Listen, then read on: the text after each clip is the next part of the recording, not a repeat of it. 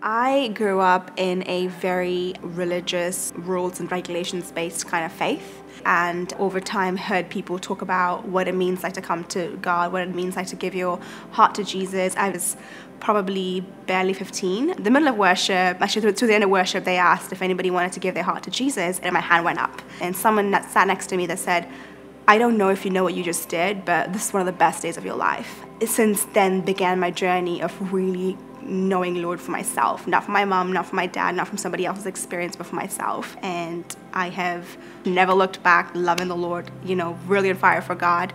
I moved to America when I was 23, moved out here to do school in California and met my husband. We dated long distance because I had to go back home. He came to England, proposed to me, got engaged, and then we got married. So we found out we were pregnant in September 2020. I was so excited. We were thrilled, we were over the moon. As the joy and the excitement started setting in, so did a huge amount of anxiety and stress, because in that moment I realized that I had this huge weight of responsibility on my shoulder. And even though I have a husband and family and friends that are my support system, because I was growing my baby, I felt like the whole responsibility fell on me, and I began this journey of controlling everything around me and every situation, because it felt like when I controlled, it was out of a place of fear, but it was because if I didn't control, I felt like I was gonna lose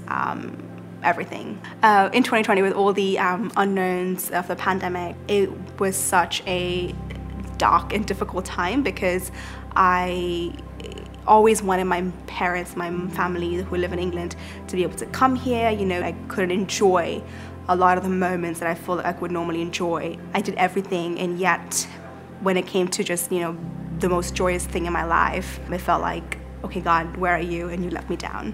Every expectation that wasn't met, I went into this deep, dark hole of disappointment, one after the other, and just being, kind of almost withholding my love for God, but at the same time still knowing deep inside I desperately need Him, and I couldn't do any of this without Him. And talk about things not going according to plan. Right as I was about to give birth to a baby, they said that my son's heart rate was going up, and if I didn't push him in the next push, they would have to intervene. It was terrifying.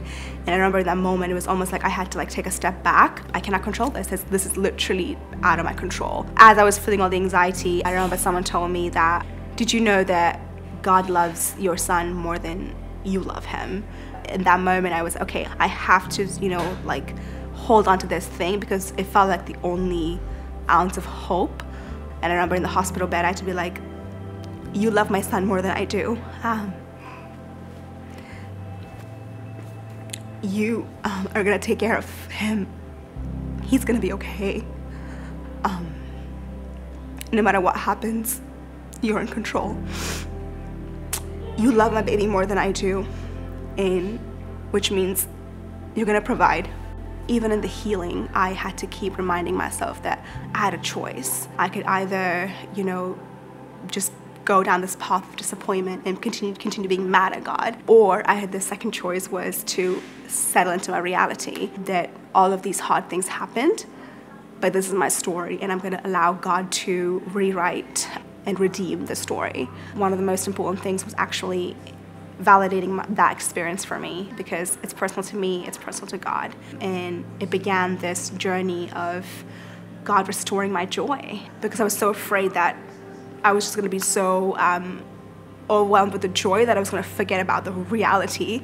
The reality was that I wasn't able to control anything, and yet my son is still here, and he is perfect, and we love him. He has brought so much joy. I can see that joy return in my own heart and in my life when I watch my son. At the end of the day, God's got everything.